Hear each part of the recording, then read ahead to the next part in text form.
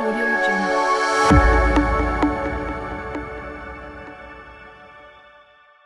My name is Brian Wallace. I serve as president and CEO of CLA. I've been in this role for more than 30 years now, and I've had a chance to work with many thousands of you that are getting started in the business, and it's a lot of fun to do that, and we're going to sort of share what we've learned here along the way.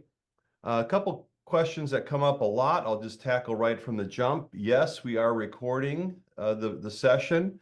And yes, you'll be able to get a copy of the recording. So of course, feel free to take notes along the way, but just know that you'll have a copy, and that if you're working with a partner, you want to share the content, you could feel free to do so after the fact.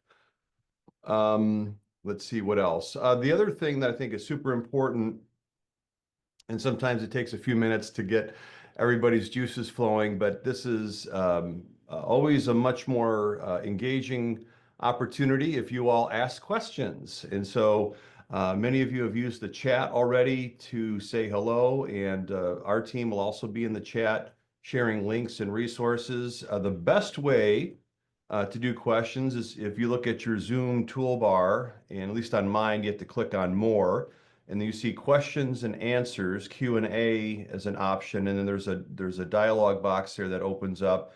And if you want to populate that with your questions, I'll be watching that as we discuss, and we're going to try to do a blend of some prepared material, but also making sure that we're getting your questions answered. Just a quick word a little bit further about us, and then I'll introduce our very special guest, Alaa, here in just a second. So we're the CLA, we're the preeminent resource for laundry professionals. What does that mean? That means that we're the industry trade association, celebrating our 65th anniversary. So we're just about as old as the industry itself. And like a lot of trade associations that serve different industries, we provide a lot of education and networking.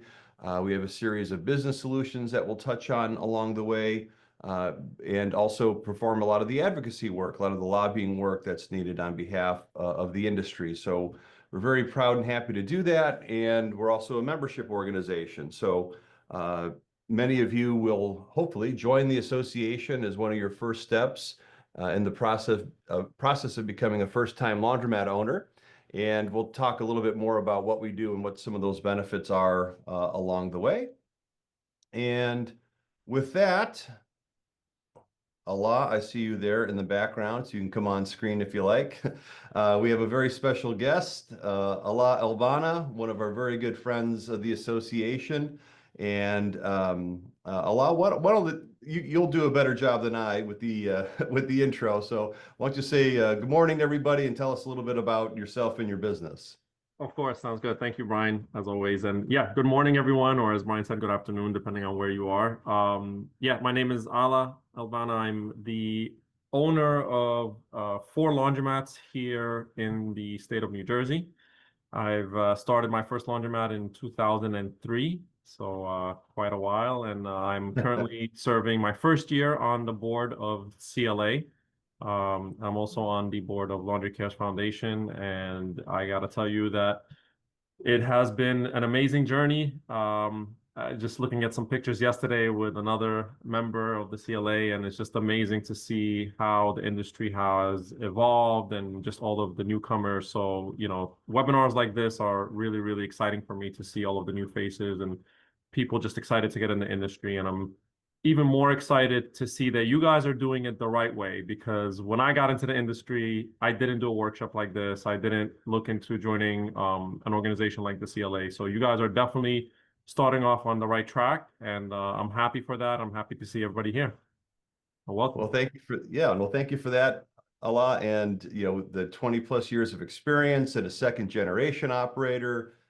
4 stores now, but certainly has been involved with a dozen stores or more probably over that period of time. Correct, so 12 stores there. yeah, a lot of experience. And what we love about our volunteers is that they're not keeping secrets, they're not keeping it to themselves, they're not like a lot of other industries holding things close to the vest. They're willing to share, and that's a big part of our culture here at the association. So we'll definitely be picking your brain as the program goes on. And so another sort of table setter that I'll share, we've got about 90 minutes total to do this, but I would like to share that because of our role and because of really of our philosophy of how we come to market as an association is that we're not here to recruit you into the business. We're not here to sell you on the business. We're not here to find you a laundromat in 30 days, find you a laundromat in 15 days, find you a free laundromat, find you a seller financed laundromat. We're not here to find you an absentee or a passive business. Those really aren't things that align with what our real world experience is. So we love the business. We're very excited about the industry, but we feel like we owe you a level-headed, sober, cogent look at the business, and that's really what we're here trying to do. And so if we can teach you something about the business, you decide it's not for you, that's great. If you decide that you do want to move forward, I think hopefully we'll be able to give you some tools to help you take next steps and really some of the questions that you should be asking as you continue your journey. So I just wanted to kind of share that as a little bit of philosophy, but certainly our enthusiasm will come through as we go through the conversation. And the way we've sort of organized the prepared information is to kind of give you kind of a 30,000-foot overview of the industry, which I'll do first. Then I'm going to talk about some reasons why we love the business, why our members are so excited to be in the industry, and some of those positives. But then I'm going to balance that off with some of the challenges, obstacles, headwinds, some of the things that we may also face in the business. And again, just kind of tell it like it is, and then we'll kind of walk through a couple of the other key points that we've learned over the years that are going to be important to you as you're getting started. So let's go ahead and get that rolling, and I'll be tapping into Alaa for feedback and input on a number of these points. And like I said, I'll keep my eye on the Q&A box. I see that Gary's already in there, and we'll take a pause here in a minute and start to tackle some of those questions. So let's jump in. Laundromat, laundromat, lavanderia, washateria, launderette, coin-op laundry. Yeah, we're all talking about the same thing. We're talking about what we more on a colloquial basis would call a laundromat, a retail space where people are coming in to do their own laundry primarily on a self-service basis. And really maybe a way to distinguish that further is that we're essentially the vended laundry industry, with the exception of the vended laundry equipment that you would find in an apartment, multi-housing, condo, that type of facility. It's a great business. It's obviously a sister industry, but we're really talking about the retail spaces that we're making available to customers to come in on a self-service basis. And we'll also touch on wash, dry, fold, and delivery and some of those other big trends here as we go along. This theme will come up a number of times. It's a highly fragmented industry, and honestly, sometimes the aggregate data can be hard to come by. Very, very conservatively, we have ourselves at about a $6 billion a year business. There's some pretty easy arguments to get you to 8 or 9 billion. So maybe a little bit larger industry than you may have expected, one quarter at a time. But that's sort of what the industry looks like. We do an annual benchmarking survey. In fact, I've just seen the results that we're about to release later this month, and it's pretty exciting stuff. But I'm using last year's survey data here. The statistical mean in terms of the size of stores right now is just under 2,900 square feet here at 2,850. So we're not saying that's ideal or perfect, or it's just how the average has worked out. And those averages continue to go up every year, and will go up again as we get into this year's results. So Alaa, maybe it's a good time to ask you a little bit about store size, because I know you've got a variety over time and certainly within your current mix, including some very large locations. So what do you think the folks need to know about store size and how that plays into your overall plan? Yeah, no, absolutely. And I think it's an important question. I think there's a couple of factors that will help you determine the right size. And obviously, factor number one is, so I'll actually tell you from experience. The first store that we opened in 2003, it was about maybe 1,500 square feet. And within the first 6 months, we realized that it's just too small. And it was too small for a number of factors. So it was too small because on the busy days, Thursday, Friday, Saturday, and Sunday, customers would walk in and not have a single machine available. And naturally, what they would do is they would leave and they would go somewhere else.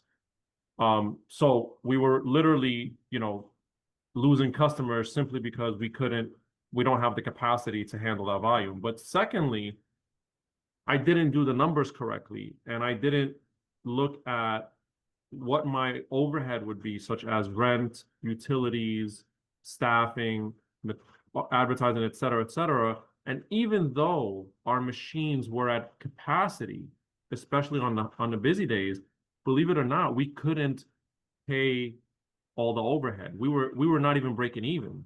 And so after about a year, we got lucky that the store next to us became available, and we ended up expanding the store to double the size. So, Mhm. I would say that look at your demographic, understand, do you expect this store to be extremely busy, which is a good thing, and so build it to make sure that you can handle that volume. You don't want to turn away customers simply because you don't have enough machines, but also look at the cost of your overhead. What is my rent going to be? What is, utilities differ Mhm. based on on geography. So what we pay here in New Jersey may be very different than what somebody pays in California. So really Mhm. do the math, sit down and do the math, speak with somebody who can tell you how many gallons, or speak to the distributor. They'll tell you how much wattage you're going to use, how much gas you're going to use, how much water you're going to use, and then do the math based on what your local municipality charges, and then understand the expenses, and then base the size on that. And then lastly, I think that flow is very important, meaning customers, especially after COVID, they don't want to feel crammed. And on a busy day like Sunday, you want to make sure that even if your store is full, that customers still have the ability to maneuver with the carts and with their clothes and their bags without having to bump into other people. So I would say those three things are really important. Mhm. Handling the volume, making sure that you have enough machines in there to handle your overhead, and providing a good flow for your customers while they're there. Yeah, no, that's excellent, Alon. And like you said, lived experience is super helpful. And the stores, again, they tend to be sized based on the perceived demand for the service and population density, right? So in your area, you tend to see much larger stores on that basis of the demographics and the density. We have plenty of members that are successful with, let's say, a 1,500 square foot store, but honestly, they tend to be in a maybe more rural area or less populated area. So those are considerations. And, within a certain range, it's going to have a lot to do with what's available, right? There's a 3,600 square foot slot available, and maybe you thought it was closer to 3,200 demand or 4,000 demand. Well, maybe you're going to just go for that 3,600 square foot space because that's what's available. So the beauty of the business in part is that it's sort of scalable in the sense of the size of the store to meet the demand. And we have, again, very successful members through that whole scope. And most of our members are leasing their space. They've engaged in a lease with the commercial real estate landlord. Others of our members have found ways to own the real estate, and sometimes it's a matter of also kind of progression over time. We have a lot of members that will start with leasing spaces, and over time, as they build up more financial wherewithal, more capital, perhaps they're in a position to purchase the real estate along with their stores later on as they go through the process. Some of you find an opportunity to buy the real estate right off the bat. So there's just a lot of different ways to do the business, but just we'll touch on leases and the importance of leases a number of times through the conversation here this morning because it's super important. We have the beauty of having everybody as a potential customer. Everybody has dirty clothes. Everybody has the need for the services that we provide. But if we had to really drill down on the very core customer, it tends to be that lower income renter. And again, part of the demographic analysis or sort of the highlights that people look for are trying to find those more densely populated renter occupied areas. At the same time, one of the biggest trends in our business today, I would say, is appealing to those folks that maybe are non-traditional customers or may have access to a washer in the living space, but they're opting to use the laundromat because not only are today's laundromats cleaner, bigger, brighter, easier to use, as Alaa described, but also we have this ability to get it all done at once. We've got the large capacity, we can push people through, and so that's a way to to sort of appeal to a greater, group of customers along the way. That amounts to about 20 million families, using our stores every week. And like I said, we are growing into these other spaces, not just attracting self-service customers, but appealing to more people that want to drop off their laundry or have their laundry delivered to them, with the laundry as as sort of an anchor to that. So a couple of just things there I wanted to give you as a kind of a 30,000 square foot view. And maybe we'll try to knock off a couple of these questions here so we can keep pace. Sometimes we fall behind. Peter's asking in the chat, yes, the recording will be made available. And Bakar followed up with, don't most renters now, aren't they provided with washers and dryers or at the facility? I'd say Alaa, yeah. I think that most of the renters that you're probably drawing into your store, do have a common area laundry room or a washer dryer in their unit. But would you agree that they're, leaving out from their apartment space to come see you because they tend to have large loads and need that high capacity? Absolutely. But I would say one thing. I wouldn't open a laundromat that is only where the demographic are people who have luxury rentals, because typically right, luxury rentals have the washer and dryer. We have a laundromat that they just built an apartment building right next door, which is they're all luxury rentals and they all have washer and dryers. But I would say about 20% of the people that live there come and use our laundromat, and it's for reasons that Brian mentioned. It's more cost effective, it's faster, it's cleaner. They don't want to use the shared space in those, in those places. Sometimes they have a shared space, sometimes they have it in the unit, but still, to do 4 loads of laundry in a typical residential setup, you're talking about, 8-9 hours. They come to the laundromat, they do 4 loads of laundry in maybe an hour and a half, 2 hours. So you're still going to get a lot of people that will opt to come. But like I said, I wouldn't find a location that is going to solely rely on luxury rentals that are in the area. Yeah, and I think that's a really good point from both of you. Really, is about in the question and your response, Alaa, is that not all renter occupied households are created equal, right? They could have very wide differences in income levels and the things that they're looking for, and so I guess the main point we're trying to make is that we've been able to sort of conspire as an industry to have a broader appeal through larger format stores, larger capacity equipment, better marketed, cleaner, more professional locations, and we certainly see that as as a good indication as we go forward. There's a social aspect too, Brian, with the Right. laundromats. As Brian mentioned, what the industry is doing now is we're building these laundromats to become a social space for people, for communities, and a lot of people are now prefer to come and actually see friends and even some of the staff that's there all the time, because who wants to, it's sometimes people who maybe live alone and don't really have a lot of interaction or social things to go to. So the laundromat has definitely changed, and a lot of people don't just go for the purpose of washing clothes. There's a social aspect to it, so you will get some of those people even if they have a washer and dryer at home. Yeah, no, that's great. And well, let's jump over to the Q&A box. Gary is a new member of CLA. I want to give Alaa a chance to weigh in on this question, which is basically it's the buy versus build question, starting from scratch versus buying an established business. Now, a little bit later in the presentation, Gary, I have a chart that I put together that kind of gives the pros and cons, but I love to hear just Alaa's take on those of you that are trying to decide between starting from scratch, building out new versus buying existing. I mean, we could take 2 hours on that question, I suppose, but Well, what's your best couple of minutes of advice on that? yeah, no, definitely. I'll try to consolidate as much as possible. Look, I'm going to be a little biased, but that's because, as Brian mentioned, I've had 12 laundromats in my 23 years. I'm now left with 4 because we sold a lot. But out of the 12 laundromats, I built 11 of them from scratch. I only ever bought one that was pre-existing. Now, I'm a little biased when it comes to this because I'm also a perfectionist. And my problem is that I know if I buy an existing laundromat, I'm probably going to end up tearing everything down and rebuilding it anyway, because I just have to have things a certain way. The flow has to really be very specific, the design, the layout.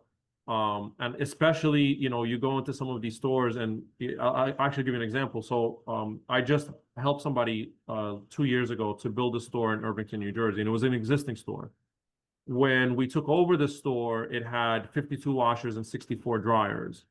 When I renovated for him, we got all new machines and everything. We fit 74 washers and 84 dryers in the store and actually created more space. So customers that went there before told him, did you guys rent more space? How does this place look bigger, but you've added more machines? So sometimes the layout of an existing store is really not laid out properly, and there's a lot of wasted space and just not. So for me, I really do like building my own stores. Now, here's the problem with building your own store. It's a new store, meaning that there wasn't a laundromat there before, meaning that all your customers are going to be going there, and it's going to be harder to get them there versus you took an existing store, renovated it, retooled it, or just kept it as is, maybe changed the paint, gave better customer experience, this and that.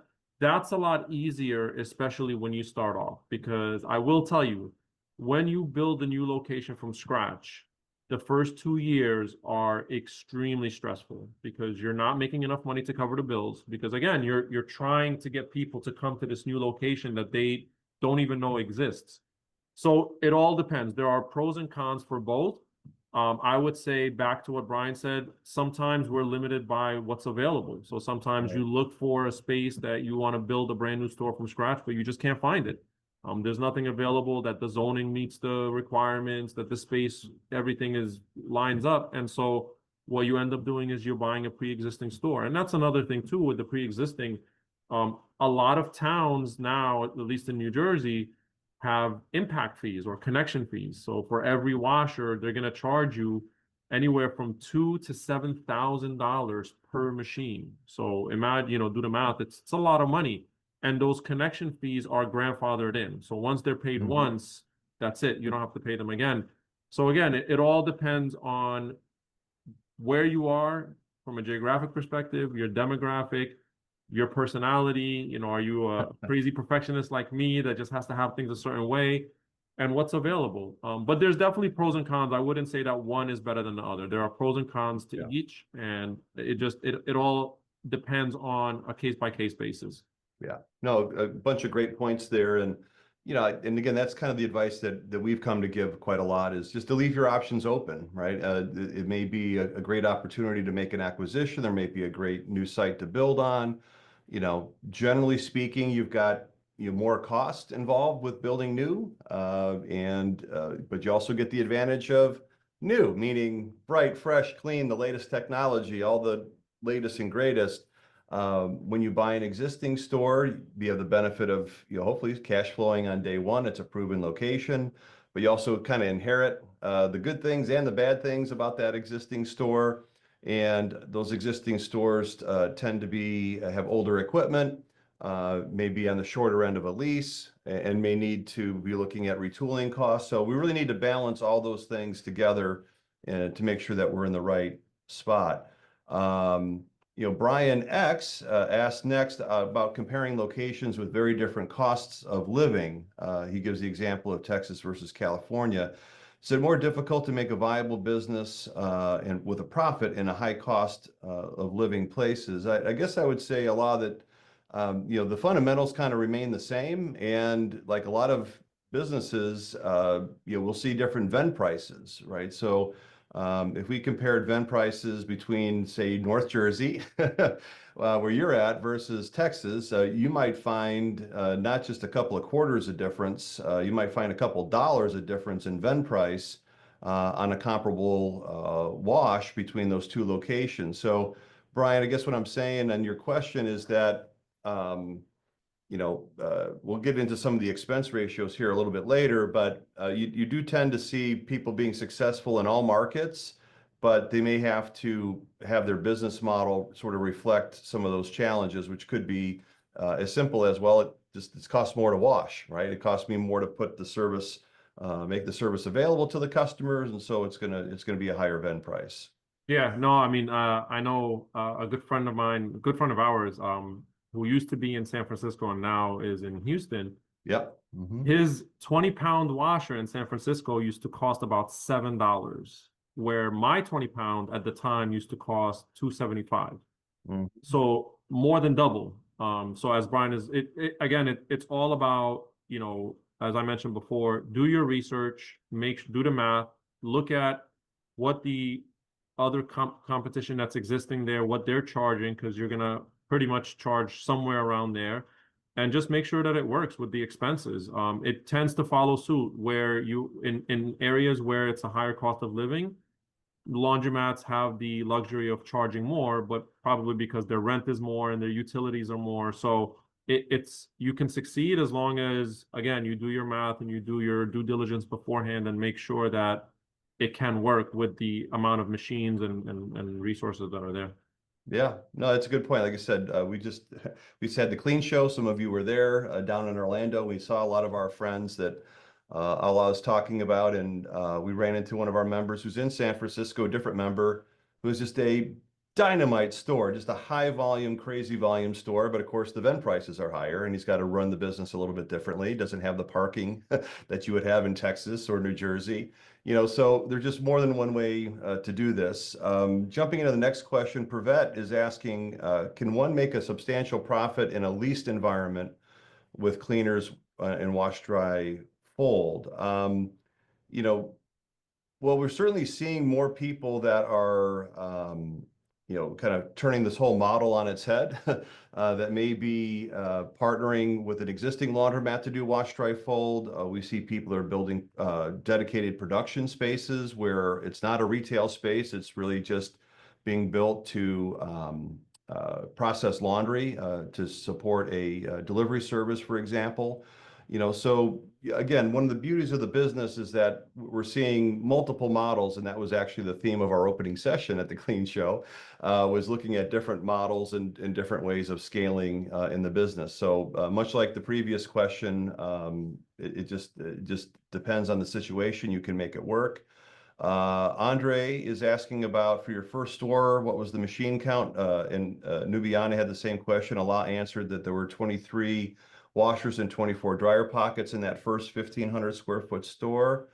William's asking about zoning and permits. How long does it take from start to finish My on a new favorite build? subject. Oh, well, we could go on a rant and a rave here, William, but I'm not running into too many members, Alaa, that are having an easy time with and it's not necessarily laundromat specific. I think if you're trying to build a restaurant, you're trying to build a gas station, trying to build anything, there just seems to be a lot more red tape these days. And you did point out the one unique aspect, important one, is the impact fees if they are available or if they are applicable in your area. That's something you definitely need to look into. But just the general building permits and processes, it just kind of depends. I guess as a general rule, the larger the community, maybe the more time it might take. Sometimes smaller towns are a little bit easier to work with, but William, that's one of the things that I would be asking a qualified commercial laundry equipment distributor that's built stores in your area. They should be able to quote you specific timelines and based on their experience of building other stores in those markets. So yeah. Yeah, and I would say that when it comes to that, it's actually a very good thing to start off with when you're looking at not obviously a pre-existing location, but a new location, something that you're going to build. You want to look for three things: the impact fees, which we've mentioned. You obviously want to look at the zoning, and the zoning has different flavors. So some cities will say, yes, all you need is a zoning to build laundromats, which fits under most retail. But other cities will have a requirement of parking spaces per machine. So, for example, we have a location that the city requires for every 2 washers, we have to have 1 parking space dedicated, or else they just won't give you the zoning for it. So look for any parking requirements for zoning approval.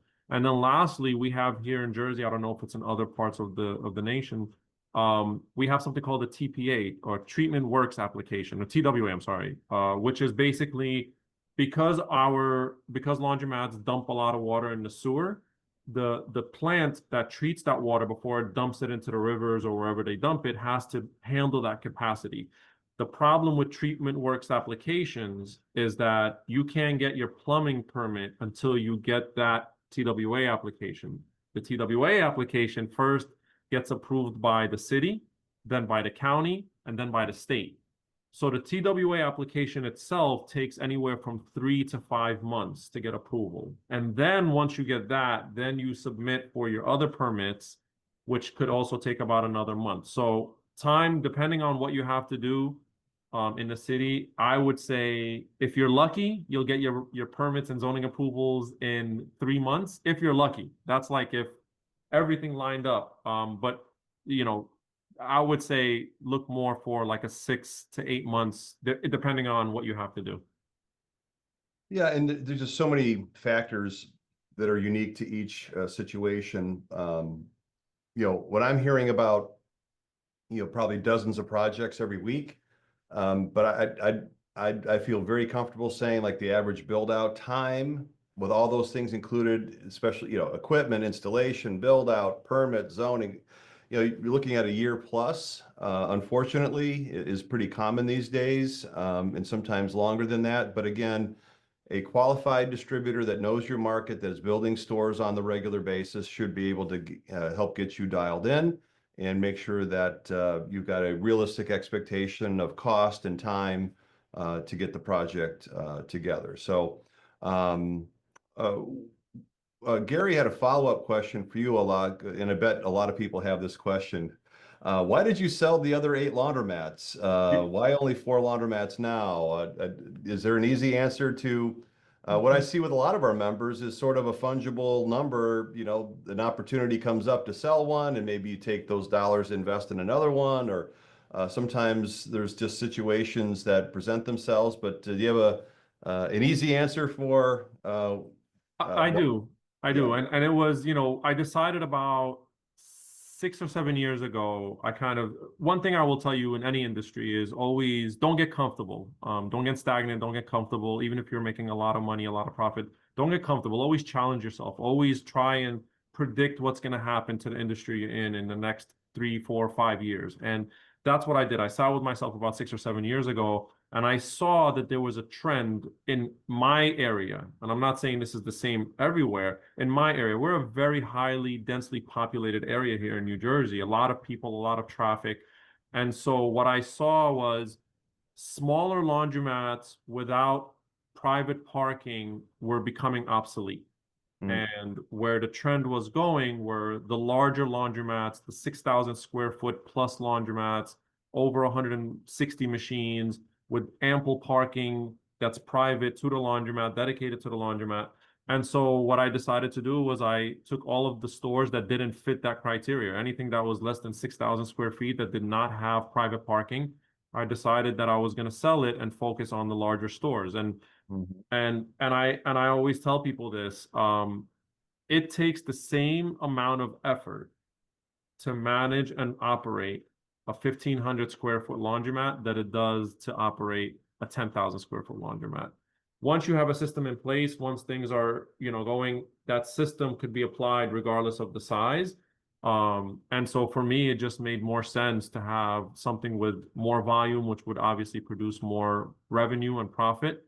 And also, safeguards me from the possibility of being left behind because customers are just looking for these bigger facilities in Yeah. our area. Yeah, so it's a strategic decision, right? Correct. It's a strategic decision to wean off some of those smaller stores. When I talk to our friends in the business with multiple stores and I hear that they sell one or two or a bunch, it's usually a couple things. It's either the smallest store in the chain or the one that's furthest away from home. Those tend to be some of the ones that go on the sale block sooner than some of the other ones. Just because it's a related question, Hannah, is it safe to assume that the existing laundromats for sale have all these permits and requirements in place? Yeah, I think as a general rule, as Alaa said, they're grandfathered or they already have paid impact fees or it's already been zoned properly. That would be part of your due diligence though anyway. A good attorney would walk you through that process. You just want to make sure that that's the case. But yeah, I would say 99% of the time, those things are taken care of. So You guys have been amazing with the questions. Alaa's been awesome with the answers. So, but let me get through a little bit more of the prepared material. We'll keep bouncing back and forth here. So keep those questions coming. What I said was I was going to share with you some of the pros of the business generally, and then some of the challenges or headwinds. But why do people love our business? Why do our members love the business? I think it really just boils down to it's that essential service. People need laundry. It is, recession resistant, pandemic resistant. We've learned the hard way over the last, say, 15 years between the Great Recession and then the COVID times. Not a lot of fun. Not that we weren't impacted, but we held up pretty darn well compared to just about anything else. But even in, outside of these kind of shock events that happen from time to time, just that weekly repetitive, people get in the habit of running the business. That is something that they just really like about, rain or shine, people have to do laundry. And that has a great appeal to our members. And I do think that some of the heightened interest in our industry coming out of COVID does relate to the same element, where people are looking for something with more stability. As I like to say, this is a simple business, but that does not mean easy. Simple, and I'll explain in a moment, but easy is, I think all you have to do is tour local laundromats near you. You probably see a lot of people that can't execute on the simple basics, right? And so stores get run down, they're not clean, they're not well kept up. So I would invite Alaa to edit this list or add to it, but the simple part of it is that it's got to be in a great location. It's got to be super clean. The equipment's got to be working. You can't have the out of order tags. And you have to take care of people. You have to have that good customer service. And I guess we could add parking. We could add a few other key elements. So it's not a mystery, right? These are the things that it takes to be successful. It just, and like a lot of businesses, what separates the mediocre from the great is that the great people can really execute well. They consistently execute on these key elements, which again, if you think about it from a customer standpoint, we like to have high expectations, but the more consumer research that we've done over time, it comes back to these basics. And so we've come up with a motto that we've used for a long time that comes out of the research, is that laundromat customers want time savings and convenience in a clean, safe environment that's close to home. Laundromat customers want time savings and convenience in a clean, safe environment that's close to home. Now, again, a simple motto, a simple credo to follow, hard to execute sometimes, and to make all those things happen. But it's part of what people like about the industry.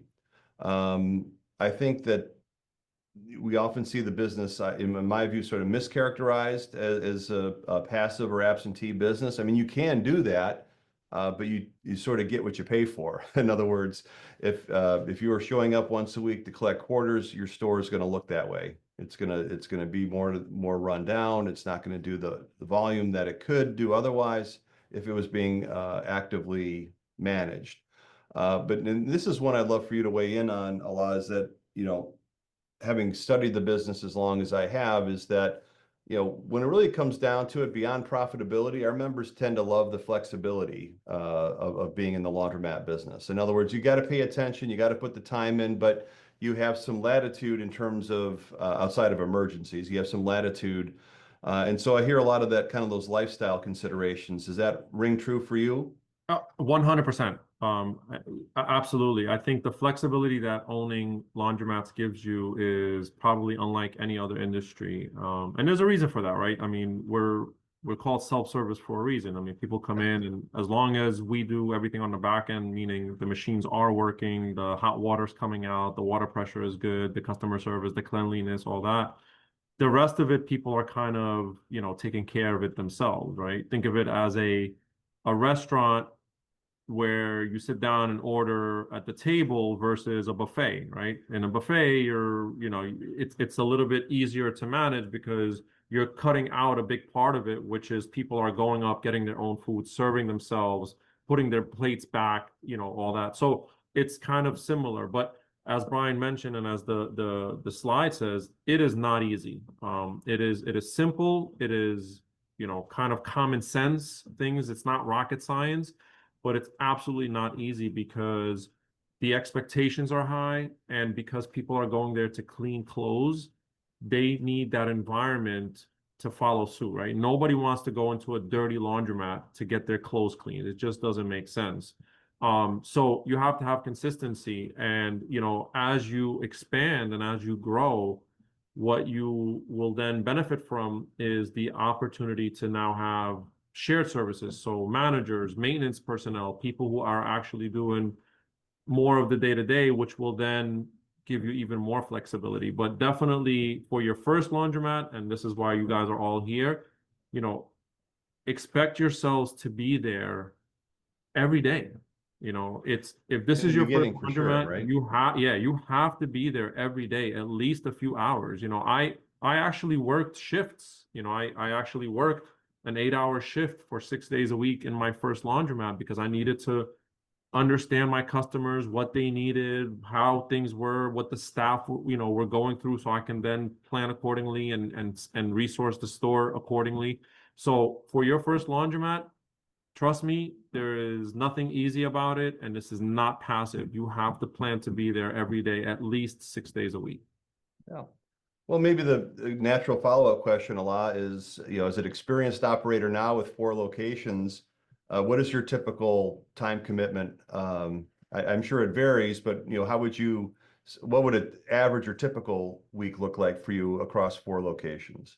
I would say that I'm probably putting in about maybe 25 to 30 hours a week. But that 25 to 30 hours a week also includes a lot of the stuff that I do on the back end. So Right. marketing, advertising, making sure my taxes are filed, making sure, employees are paid, stuff like that. But my structure is different right now. I have a district manager who oversees all 4 locations. I have a store manager at each one of my locations. I have a maintenance manager who oversees all of the repairs, maintenance, and he has a staff of, 2, 3 people at each location. So I've been able to build a really great system that allows me, because that's the only way you're going to grow. You're not going to be able to have high volume, multiple locations unless you start delegating some of that work. But at the same time, you can't start hiring managers and paying them, large salaries unless you have the volume. So, Right. Right. it's a kind of It's a progression. it's a progression, Yeah. exactly. Mm-hmm. Absolutely. Mm-hmm. But for me, even with 4 stores, very high volume, I'm at, 25 to 30 hours a week, which is, great. Yeah, I saw that smile. Okay, so let's, again, keep the questions coming. I got a couple of them teed up here, but I want to move through a little bit further. I think another thing that our folks like about the business, even though we've seen a little bit more in terms of franchising and other options coming to the marketplace, this is something that you as an individual watching, and I've seen this happen every year as we do this, is that you can build A-plus laundromat of your own from scratch your first time out, or you could buy and renovate a store, or you could run a store better that you acquire. So you don't necessarily have to be part of a mega chain or a franchise necessarily to do something at a very high level. And I think a lot of our members, just especially those that are serial entrepreneurs, we have a lot of you that have been in other businesses and have the laundromat industry has caught your eye. And so you can certainly put your stamp on it. And again, that's something that people really love about the business. So I'm going to talk about some of the headwinds next, and then we'll jump back into some of the questions. So keep those coming. So, why not laundromats? What are some of the things that come in the way? And again, Alaa's been very helpful with his candor about some of these things. So, one of the big issues that I hear right now from many of you is just a kind of an issue of inventory and capacity. In other words, the business is hot right now. There's a lot of interest in these existing stores in most markets anyway. And finding that right deal can be a challenge, just like finding the right location to build on can be a challenge. And so some of our members, hey, I just talked to a new member yesterday. They already had their letter of intent. They had their offer made. They're in the due diligence phase. And in this case, he was able to do it pretty quickly. Others of you I met at the Clean Show said, well, I've already been looking for a year. So it just depends on that situation, but just manage your expectations with this headwind because it is a little bit challenging right now. There is a lot of interest in the business, and that may mean more limited inventory where you are. One thing that, Alaa is very passionate about is engagement with the community. And he talked about working those shifts early on to get to know his customers. And honestly, that's not for everybody. They may be part of your personality. They may be part of what you want to do. But I do find that because we are often dealing in tougher neighborhoods and dealing with some of those societal challenges that you might find in those neighborhoods, it's just not for everybody. That doesn't make you a bad person. But I think it's something that the more self-aware you can be, I think the easier path toward success that you're going to find. And so, yes, 99% of the customers are amazing. You make great connections. You get on a first name basis, but you also have a bit of a front row seat for homelessness or addiction or to a lesser extent, maybe crime in a particular area. So I think the best advice that I like to give on this point is go out and spend time in laundromats. Better yet, put 2 loads of towels in the trunk of your car and go do laundry in as many places as you can. If it's in the area that you're considering, you're going to start building out a little bit of a competitive analysis, and you can start to inventory these other stores and get a feel for it. But at a very minimum, you're going to get a sense of what you like and what you don't like, what you would sort of have on your vision for your store in the future. But you're also going to help kind of cross this this bridge, which is this where I want to spend my time? Is this the environment that is a good suit for me? So, I don't want to say that it's not a dangerous business. It's not something where you're putting yourself at risk necessarily. But you see what I'm saying about this working with the general public is just not a fit for everybody. Yeah, no, absolutely. I mean, it's part of our daily jobs is interaction. Hmm. And sometimes it's pleasant interaction and sometimes it's not pleasant. Just last night, actually, I wanted to bring this up when we're talking about the whole passive thing is my payment system went down. And of Okay. course, I had about 10 customers in there that didn't want to use cash because we have the option to use cash as well. But they said, hey, we already loaded the payment system and we've been waiting for 30 minutes and the payment system is down. And they were really upset and angry. And I hear them yelling in the background. And Sure. and this was at 9 p.m. at night. So, Hmm. and those are the kind of interactions that you have to be willing to have and to be able to navigate through. And so, yeah, it's all about personality and whether or not you're fit for that. And I should also say that we have plenty of members that are great people that don't have that personality, but they have someone on their team that does, Absolutely. right? They have someone who is designated to have those customer interactions and is well suited for it. So, we have all kinds of personalities like you have in any business. You just have to make sure that you're set up for success. So as I said, go out and do laundry. And, probably the biggest challenge that I run into, and I've kind of seen this in some of the questions in the queue, is related to financing. And we're going to do a whole slide just on financing here in a moment. But when I run into most often is first timers are sort of struggling to kind of put together that initial investment for the business. And frankly, a lot of you may be looking at existing stores that have a few challenges related to them because the price point more fits kind of where you are as an entry-level entrepreneur. So I just wanted to explore this a little bit further, and I don't want to point out the financial requirement as an obstacle and not try to give it some context. And so let me just kind of give you a short version here, and then a little bit later, we'll get into some of the financing options to get at some of your questions related to this. So if you're going to buy a store, okay, and Alaa was on the seller side of this equation, as he mentioned, is that it's pretty evident what the commitment is going to look like, right? There's a list price, there's an asking price that you might be able to negotiate, maybe not. But in terms of acquisition financing, whether it's through sort of an industry-specific lender, or you're getting an SBA loan, or you already have a relationship with a conventional bank, an existing business is probably going to need some on the order of a third to maybe 40% of that sale price available to you as a down payment in cash, and then obviously the wherewithal, the qualification to borrow the balance. So if the store is listed for $1 million, you're probably going to need 300,000 or 400,000 in cash, and just putting it in simple terms. Now, to build out a store, I would say that you still have that, 30% or so commitment, but if you're going to build out into an existing building, I wanted to give you some sense of what the cost might look like, so you can start to do that projection. So many variables. This does not include impact fees. This does not include real estate. This is going into a vanilla box or an existing retail space that you're going to convert into a laundromat. So it's the leasehold improvements, utilities, the carpentry, building out the space, the equipment, and the installation thereof.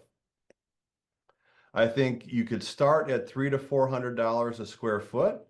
And certainly markets like North Jersey, it might be more like 500 a foot to do a build out like this, but it really just depends on the area. So when you do tie this back to the 2,850 square feet of space that we had as the mean on the first slide, yeah, the average store today is going to be in that $1.2 million range, and plenty are a lot more than that.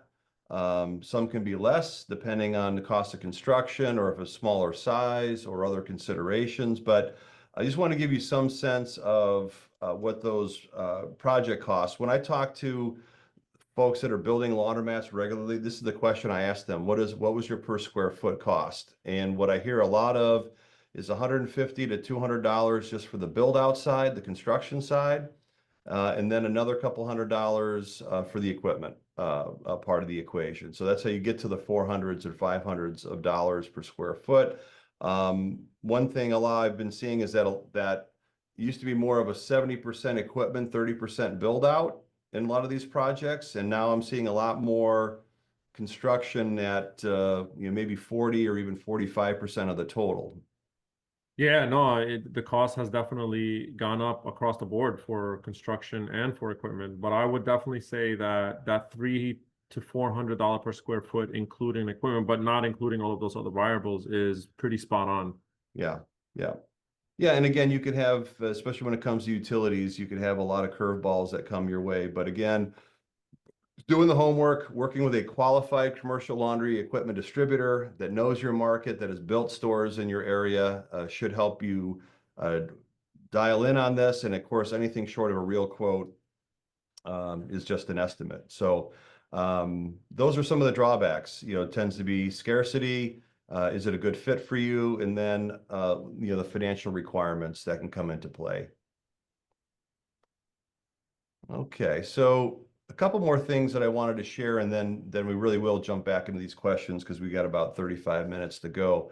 But I want to touch on valuations because so many of you are looking to make an acquisition, and I get a lot of questions on what's a laundromat worth. Well, again, we could take 2 hours on this. We have videos on this. We have white papers on this. I'm happy to do one-on-ones with you that are members on this question, but if we had to cover it in just a couple of bullet points, laundromats tend to be valued on the net, and that's the operating net income. So that is the direct expenses. We're not including depreciation or some sort of kind of off-book things.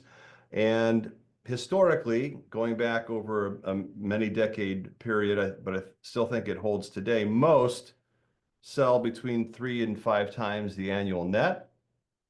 And that's just kind of been a consistent range that we've seen. This new member I mentioned earlier who's buying a store is buying it at 3.5. It's a store that has some older equipment, but he also has a pretty good lease. So he's in a position where he's comfortable at 3.5. As I said earlier, the market's hot. We're seeing, especially in your neck of the woods, Alaa, we're seeing stores going for 6, going for 7, especially if they're kind of that very top of the tier locations. So probably the more important part of this conversation is what is the difference between a 3 and a 5, or a 2.5 and a 5.5. It really tends to come down to larger, higher volume stores tend to go for more just because that's where the demand is, people looking for things larger. But it really comes down to the age and condition of the equipment and the terms of the lease, the terms and duration of the lease. One way that I like to put it is that the newer the equipment and the longer the lease, the more the store is worth. Okay, the shorter the lease, the older the equipment, the less that the store is worth, and it sort of stands to reason, right? The lease consideration is that you cannot, for all intents and purposes, you can't pick up and move a laundromat. Okay, it's just not practical or feasible to do that. So if you imagine the cash flow of a business and it's protected by a lease for a finite amount of time going forward, whether that's 5 years, 10 years, better yet, 15 or 20 or 25 years going forward. So the longer the lease, the more value that business has because you're sort of guaranteed the opportunity to continue to generate that cash flow into the future. Conversely, if there's only 3 or 4 or 5 years left, then you're very limited in what you can absolutely rely on is the sort of the lifespan of the business. Because the lease is up, you're out of business. With respect to the equipment, that's the big capex in this industry is the equipment. Several $100,000 or $1 million or more in equipment. And so if you're looking to buy a store that's already got 18-year-old equipment in it and the lifespan is 15 to 20 years, then obviously you're not going to be able to command a high multiple.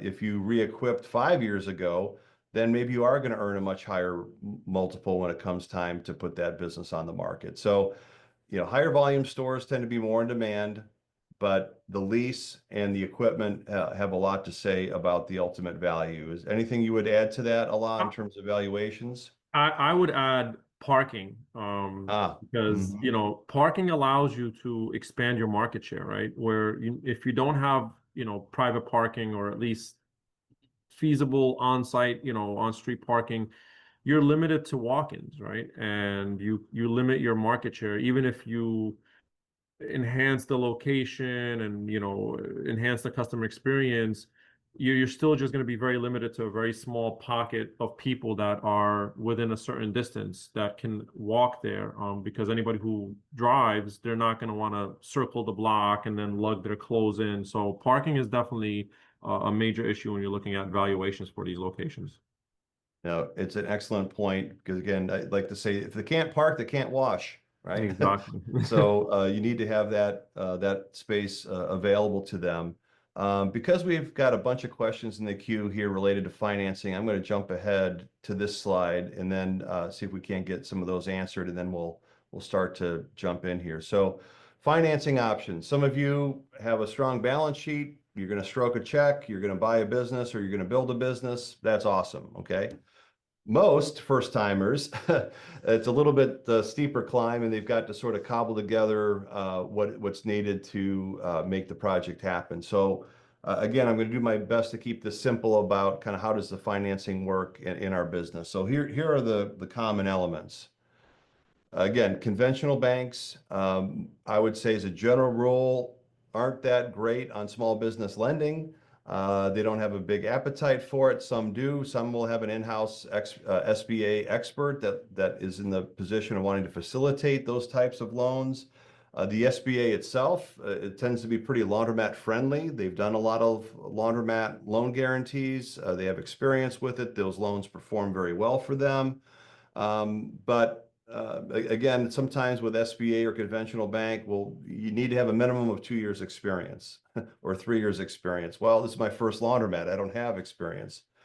So sometimes that conventional route can be challenging. I guess the upside of those is that they tend to offer better terms as a general statement than you might find through the more common option, much more common option in our industry is what I would call captive lenders or industry-specific lenders. In other words, people that specialize in funding laundromat projects. There are, I don't want to say maybe the better part of a dozen of them out there now that are either affiliated with one of the manufacturers or independent company that works with the manufacturers to help facilitate the loans on this. And really what comes to the table there is that the industry, being a small business and being sort of an under the radar business, really had to create its own infrastructure for financing 25 years ago or so.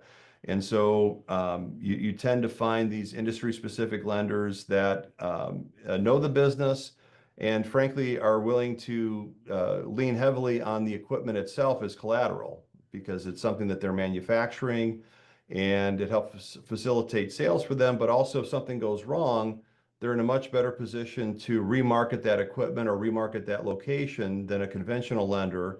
And again, during the Great Recession, I did get some of those calls from conventional lenders that had lent on laundromats, and they basically call me, what am I supposed to do with this used equipment? We don't really have, and we don't know what to do with this, and it's hard for them to liquidate it. So, but the upside, the further upside to this is that these captive lenders tend to know the business, they know what they're doing. Yes, they have a sales motivation, but yes, they also want to have loans that get paid off. So they're also going to be looking over your shoulder with respect to the pro forma, the business plan, the demographic analysis, and giving you those additional set of eyes on that. So it's a good time to say to you is that at laundryassociation.org, we have a directory of all of our member companies, which includes the distributors you can look up by state to see who covers your area, get all their contact information and a link. All the manufacturers will be in our directory, as well as all these funding companies that do laundromat loans. So laundryassociation.org is a great resource and help you identify these companies that can help you in the process. So beyond that, I kind of joked at the outset, there's a lot of conversation online about seller financing. I don't come across it very often. There are certain circumstances where it will come into play, but I wouldn't lean on that. Hey, I'm going to go find someone who wants to carry paper on my purchase of their business. And then, like I said, you have to have skin in the game, so it's going to be part of your savings. Quite often when people get started, they partner with family members or business partners to kind of pull together what it's going to take to do the first project. So Alaa, if it's not too personal a question, which of these categories have you availed yourself of in the past? I'm guessing it's the captive lenders, but what can you tell us about that? Yeah, no, absolutely. So, all of my locations now are with a captive lender, specific firm that has been in the industry for a very long time, and so they know the industry very well. They're on the partners page on Laundry, on the website that Brian mentioned. I've also worked with the SBA through that captive lender, so that captive lender has a relationship with SBA lenders that they've also and as Brian mentioned, the SBA offers much better rates, as well as how much you can get away with only having to put down 10% instead of the 30 and 40%. So, but it takes a very long time, and they may ask you to sign over your children as part of collateral. Joking, but it is a much more intensive process, and everything has to be just perfect with the SBA. But if you can get it, it is a much better rate option. As far as my advice for this, for financing, larger conventional banks like your Chase, your Wells Fargo's, and Bank of America's, they're unless you have like an amazing relationship with them and you do other businesses and there's so much involved with them, they're typically never going to loan a laundromat, for financing a laundromat. You're better off looking at some of your local banks that are in the area. Actually, our chairman of the CLA board, Rob Mays, has a very interesting story about his first laundromats and how difficult it was for him to get the loan, which he eventually did from a local bank. But it is difficult, even with the smaller conventional banks. But for the bigger ones, I wouldn't even go down that route. I think it's just going to be a waste of time. So look at the captive lenders as a start. If you have a great relationship with some of your local banks, the one thing that I would tell you is if you're buying an existing laundromat and you want to go to a conventional local bank, make sure that the tax returns from the existing owner are 100%, capture everything, and that they're actually showing what the actual profit is and stuff like that.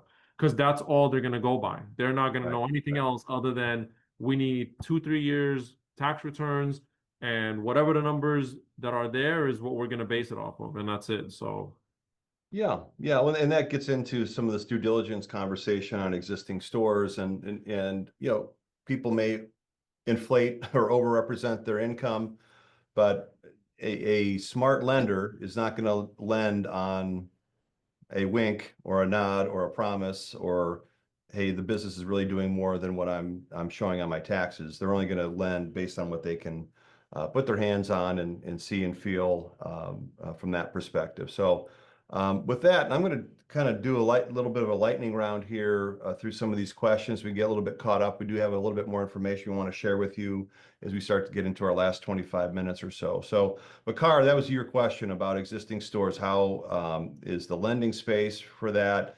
Again, it's sort of counterintuitive, but often it's easier to fund a new project than it is an existing purchase because of this collateral factor with the new equipment. But as we just went through, there are options out there that are industry specific.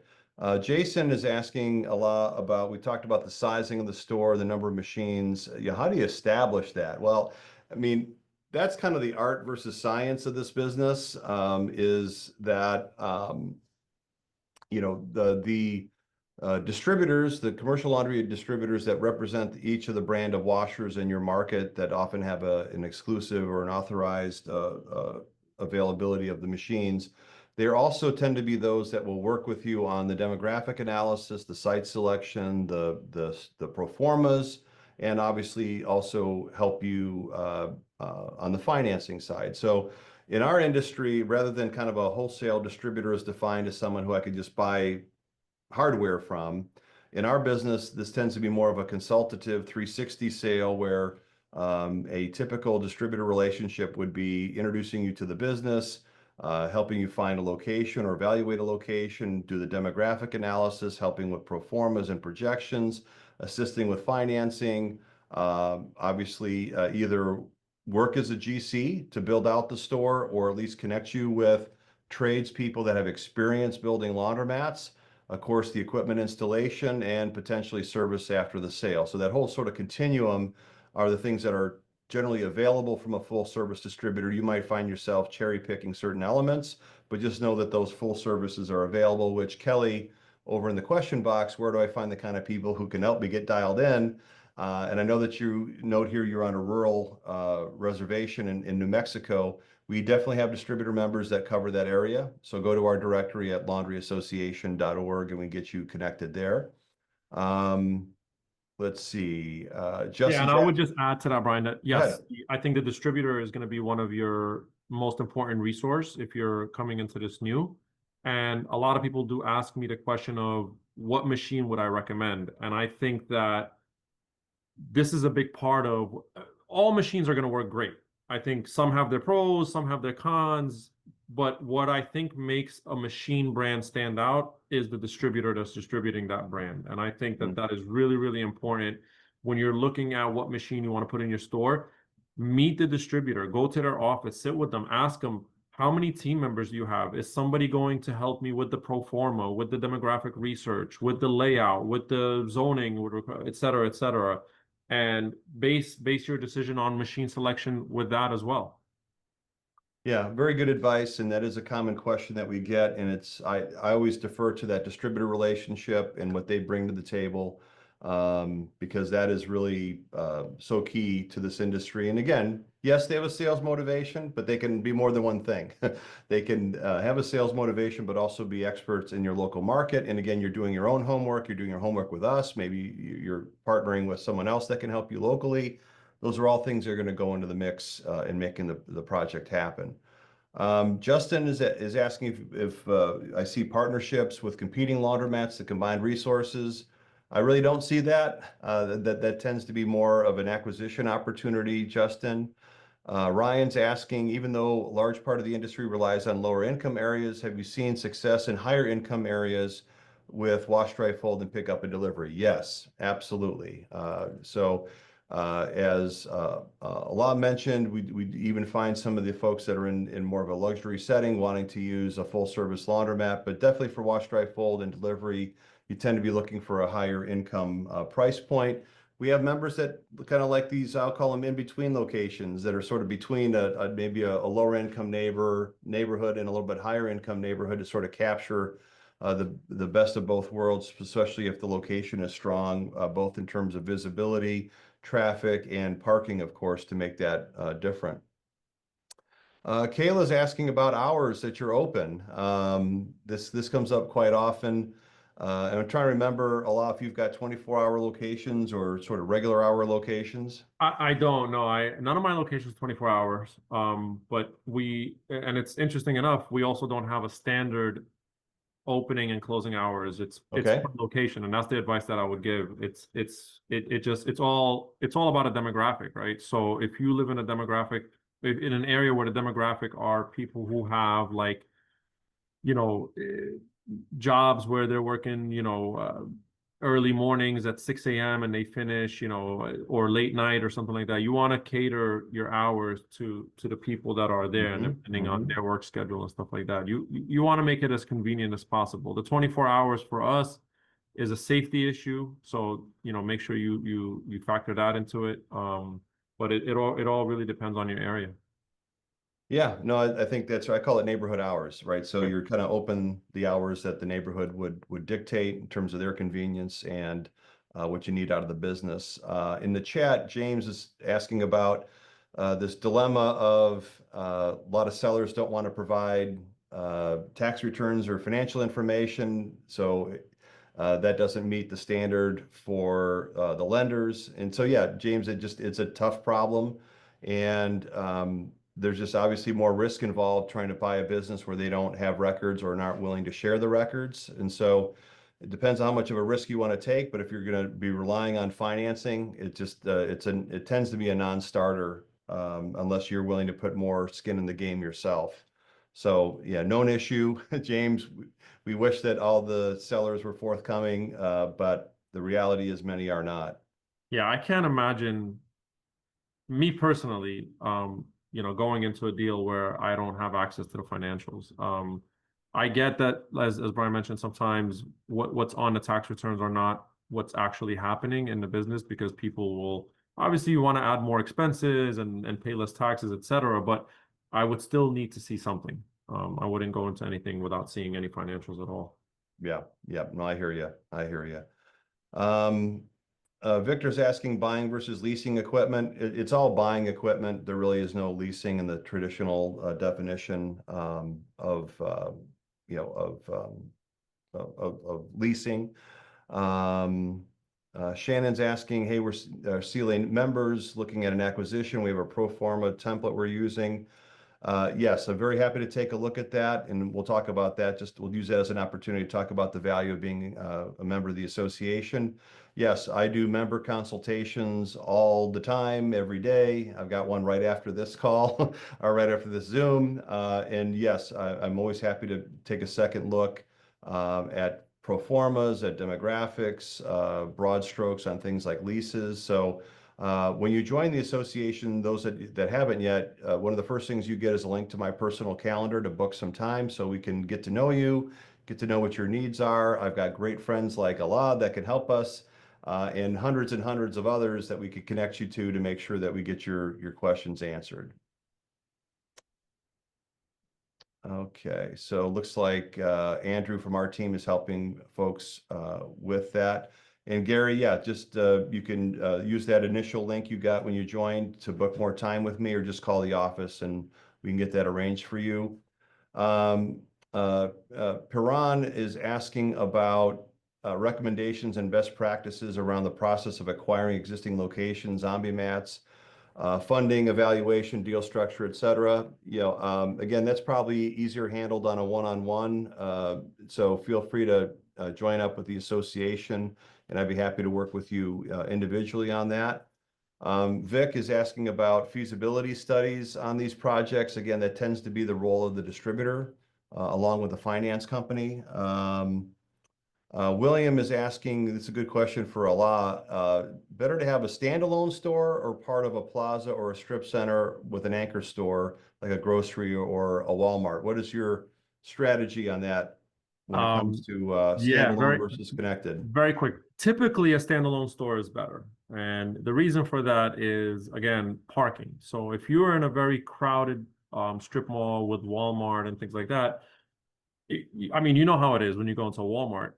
If you're going there on a Saturday or Sunday, which is our busiest laundry day, you're parking all the way in the back, right? Because there's nothing in the front. And unfortunately, when you have customers who are dragging 40 pounds of bags of laundry, it's not convenient for them. So that tends to kind of make it a little bit of an inconvenience for the customers. Now, I actually have a store in a strip mall, and it's a funny story. When my contractor went to go see it, he called me and he said, Ala, he said, I've known you for a long time and I hope you don't take this the wrong way. He said, are you sure you want to open the store here? And I said, well, Hmm. Leo, what do you mean? He said, man, the parking is a nightmare. There was a ShopRite, there's a Target, there's a Home Depot. And I said, no. I said, Leo, we're on the other side. So the strip mall had like two strip malls, and one was very small, and we're all the way in the corner, tucked away from all of that madness. But to show you the point that even my contractor was like, this is a madhouse. Now, the benefit that we have of that store is that a lot of people will go put the laundry in the washers, maybe go buy something from Target real quick. So if you're in a strip mall where you're kind of tucked in the corner and you're not really competing with a lot of the parking for the other stores, I would say go for it. But typically, I would recommend standalone. Okay. And I'm just trying to aggregate some of these questions that are in a similar theme. Gary's got a question about financial controls. We've got someone asking about cash management and tracking uh, cash in the store. So you kind of give us your quick overview of how do you make sure that the cash is where it should be and that you can sleep at night knowing that all the money that you're making is staying with you. Yeah, this is the beauty of what's happening in the industry. These manufacturers they have a lot of technology that will monitor whether it's credit card payment or even quarters. They're monitoring everything that's going into the machine, and they can give you an on-demand report, whether you want to put a report for the past month, the past week, the past hour. So leverage that new technology that's available, and it actually will make cash control a lot easier for you.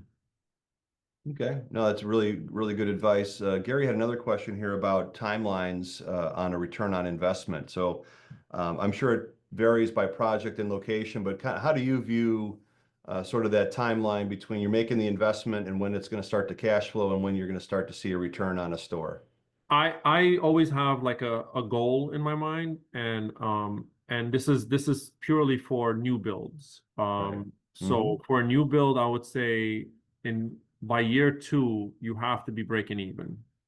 So you're covering all your bills, and that also includes loan services. So if you took out a Right. loan, you're covering your regular bills as well as the debt services The that you debt have. service, right. Hmm. Um, Typically, I would say year five is where I'd like to see the store hit its peak.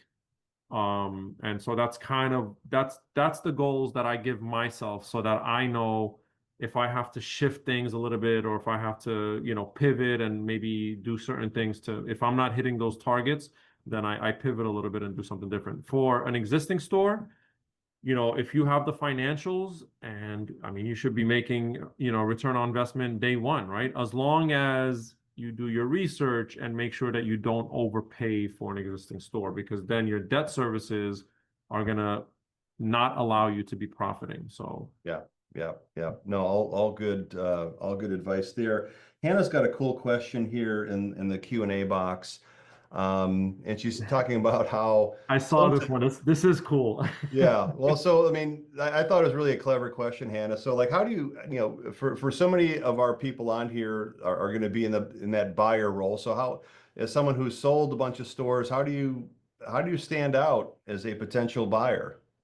Well, I'll answer the first part. Is it normal for seller broker communications to take long? And the answer is typically no. But the reason why it is normal now is, as Brian mentioned, we're in a very hot industry. And what's happening is that when when a buyer is coming up to communicate with a seller of a laundromat with a broker, that broker is probably dealing with 10 other people at the same time.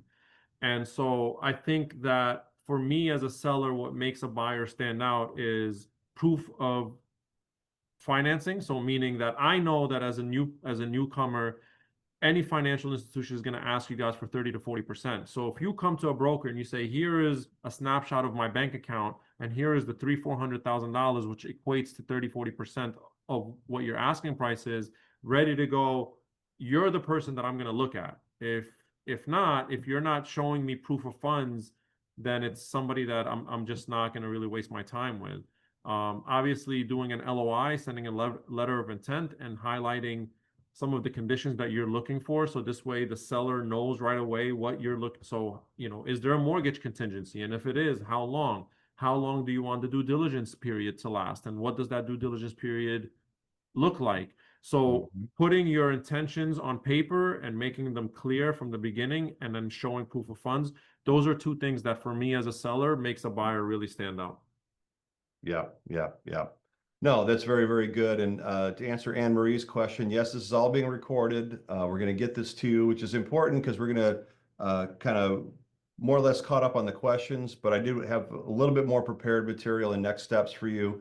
So what I put on screen is just from our benchmarking data about some of the key expense ratios that I think are key to the business. And just wanting to, as you're looking at existing stores, you can do the math to see how they come in. Certainly, as you're projecting on a new store, these are some of the guidelines that you're going to want to keep in mind in terms of the operating expense ratios. Now, this is from last year's survey. This doesn't mean this is what your store is going to do, but this is what the stats would say. And again, this does tie back to that 2,850 square feet. So what is that, like $115 or $120 a square foot? And then the net profitability, where the mean and the median are fairly close there. So again, if you become a member of the association, you get all this benchmarking data as part of your membership. So I would encourage you to do that. We answered this question earlier, but there is a chart here that you can use as a reminder in terms of pros and cons when it comes to the buy versus build question. We've hammered this lease topic a couple of times, but you can't do it too much. So again, you can't pick up and move a laundromat. And one of the primary values for your existing store is how much time is left on the lease. And when you're looking to buy a store, the remainder of the lease duration is a big part of that value formula. So it sounds crazy, but you're going to want 20 or 25 years, often broken up into options, of course. But this is really with such a capital intensive business where we're doing heavy duty plumbing, bolting equipment into place. It's got to be there for the long haul for it to pencil out over the long term. So again, it sounds crazy, but if we ask our members, our members are probably looking for 10 years plus 2 or 3 5-year options to get you to 20 or 25 years. What's the minimum? There's a lot of debate about that, but I call it 10 years because it's also a matter of the financing, right? If the store's got 6 years left on the lease, you're not going to get a 7-year loan, right? Or an 8 or 10-year loan, right? Because the lenders know that you're somewhat limited. So spend extra time on the lease, have an attorney look at it, send your attorney our white paper on leases because they don't necessarily know all the quirks of laundromat leases like I just described. So you can't spend too much time on that because you got to make sure that you get that part of it right. Alaa, will I get a lozenge in my throat? What is your ask when it comes to leases? Yeah, I mean, definitely, I will never sign anything less than 20 years on a new build, and exactly 10 years if it's an existing store, because most lenders won't even look at it to lend if it's less than 10 years. And then if you're doing a new build, make sure that you negotiate enough time rent-free, right? And usually what I found is what I've been doing now in the past 10 years is, before I used to say I want 6 months rent-free, and they say, okay, no problem. Now I say I want 6 months rent-free from the day I get my permits, because now I'm noticing that sometimes it takes me 6 months just to get my permits by the time I'm done with the plans and submitting them and getting approval. So always give yourself enough time, because if you're paying $10, $15, $20,000 a month and you're doing that while doing construction, that adds up a lot, and it'll put you in a really bad position before you even open your doors. So Yeah, so those either free rent credits or rent abatements, which is more often the case, where just the clock doesn't start to tick until you get your certificate of occupancy or construction starts or equipment's delivered. However, you can negotiate that. Like you said, you don't want to be paying rent when there's no money coming in yet. So just a few more things as we wrap here is you don't have to do it on your own. There is an industry here. We have great folks like Alaa in our network. And these are just a few of the resources you can reach out to. One of our more recent projects is at the CLA Spotlight, where we're highlighting a lot of our members with long form videos. So a lot to learn from that. Those of you that are interested in Wash, Dry, Fold, we have an awesome conference coming up at the end of October. So if you're looking to buy a store and you're going to be inheriting a Wash, Dry, Fold, if you're looking to build new and have Wash, Dry, Fold and delivery as part of it, this is the industry event, our fastest growing event. It's our fourth time doing this in Nashville. So pardon me, please plan to join us for that. One of the other things we do through the association is connect you with other resources that you're going to need. So whether it's marketing, insurance, utilities, please tap into our resources there. And as I said earlier, one of the things that we make available to you is one-on-ones, and it's not just my kind of knowledge base about the business, but connecting you with other members that can help you. And of course, every good program ends with a promo. So this is our advice to, spend a few $100s before you spend a few $100,000 or more, several $100,000 to get into the business. This promo brings the dues for the first year down to $499. So for $500, get connected, put your hands on the best information, get your undergrad in laundromats, really get your foundation beneath you to make sure that you have all the resources available to you.